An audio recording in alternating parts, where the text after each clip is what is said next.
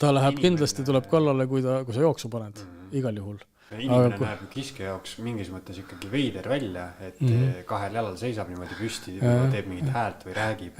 Vaat see just see sama rääkimine ja kõva häälega rääkimine ja karjumine või niisugune, tegelikult mitte karjumine, aga kõva häälega rääkimine ja seejuures niisugune rahulik, aga üleolev rääkimine või niisugune on niisugune positiivne asi. Sest et see tundub väga imelik.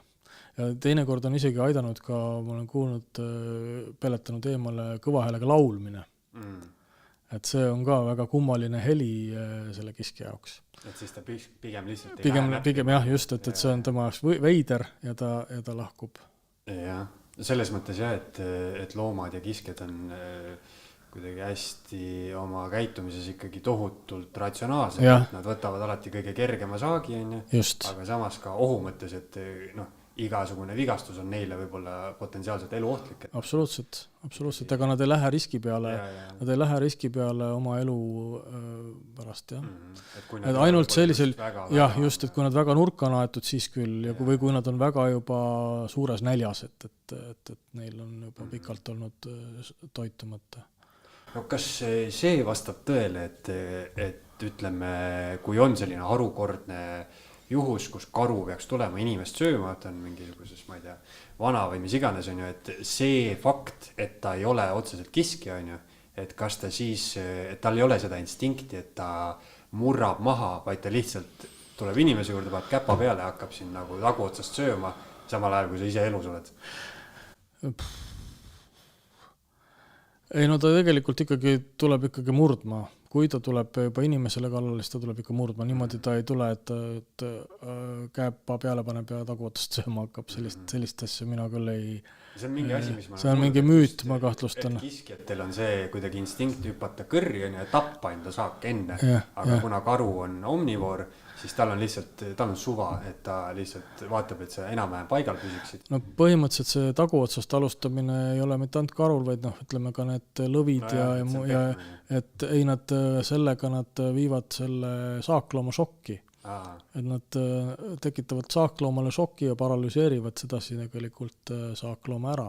Et see toimib nende sõraliste ja kabjaliste puhul hästi, et kui nad siis tagumikust selle kinni, sellepärast ongi tihti peale lõvid on ju kohe kargavad kõigepealt tagumikku kinni ja rebivad seal. Aga et see, see tekitatakse šokk, aga see on ikkagi enamasti jah, et inimesele, ma ei kujuta ette seda, inimesele niimoodi küll ei tule ükski kallale. Pigem on inimese puhul ikkagi jah, et esimene reaktsioon on võimalikult kiiresti tappa saak. See tähendab ikkagi kõrri kargamist või siis jah, et sellist nii-öelda lihtsalt käpaga äigamist ja käpaga peale tulemist ma ei tea. Karu puhul on üldse keeruline ette kujutada, et ta nagu sellepärast ründaks, et ta tahab süüa. Et enamasti ta saab oma toidu, Eesti karude puhul ma kujutan, et nad saavad ikkagi oma toidu nii palju kätte igalt poolt, et inimese ründamine on temal nii äärmuslik käitumine, et see peab olema siis ikkagi väga keerulises olukorras karu juba. Jah, just. Et see on enamasti alati kaitsereaktsioon karu puhul. Kaitseb kas ta siis oma järglasi või siis kaitseb oma territooriumi. Ka seda võib, et kui on hästi hormoone täis isakaru, ta võib kaitsta oma territooriumi hästi aktiivselt. Ja kui sa satud piisavalt liiga järsku, liiga lähedale. Aga enamasti ikkagi põgeneb karu on esimene, kes põgeneb eemale. Aga mis see väga kurikuulus ja teada-tuntud teema on see, et kui karu näed, siis mängi surnut. Kuidas see aitab, et mulle tundub, et see on just siis väga, väga kehv lähenemine? No selles mõttes, need on jälle sellised asjad, et võib toimida ühtepidi, mõnikord võib toimida, enamasti nad tulevad muidugi mitte Euroopa karude käitumisest, need sellised müüdid või sellised jutud, et need on kuskilt kas USA-st või Kanadast või krislide puhul, kes on oluliselt agressiivsem kui Euroopa pruunkaru, et krisli on ikka väga agressiivne võrreldes meie karudega. ja seal ongi see, et noh, et see, et kui sa surnud, see on nagu pigem juba siis, kui noh, karu on tõesti nii, kui miski muu ei aita, noh, kui sa näed, et miski muu ei aita, aga ma ei kujuta seda ette, et karu nüüd aru ei saaks, et kas inimene on surnud või mitte. Et seda ma hästi ikkagi ei usu, et ta sellest aru ei saa. Ja ma mõtlengi, et kas selle loogika see nii-öelda on tekkinud tänu sellele, et ta ei taha ikkagi inimest süüa. Pigem ma arvan, et see on tekkinud jah, tänu sellele, et nendel karudel, kes on nendel tõenäoliselt kõht täis ja nad ikkagi ei taha süüa ja see on lihtsalt uudishimu.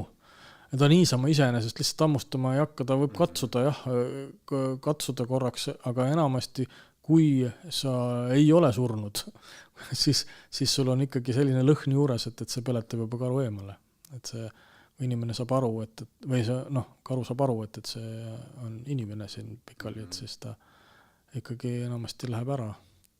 See on jah, see on pigem niisugune äärmuslik juhtum.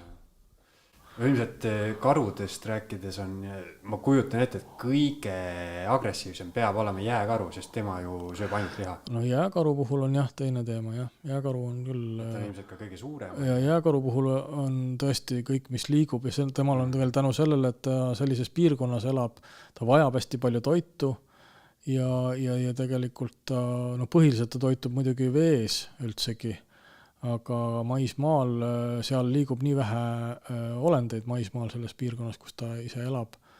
Ja enamasti need olendid on väga väledad, aga inimene on tema jaoks juba kohmakas olend, kes liigub. Et siis enamasti ta ikkagi püüab alati toitumise mõttes just inimesele läheneda.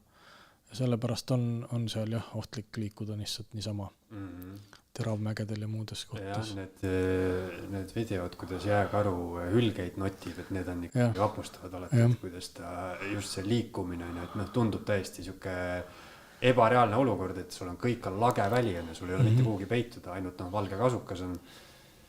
Eesti esu.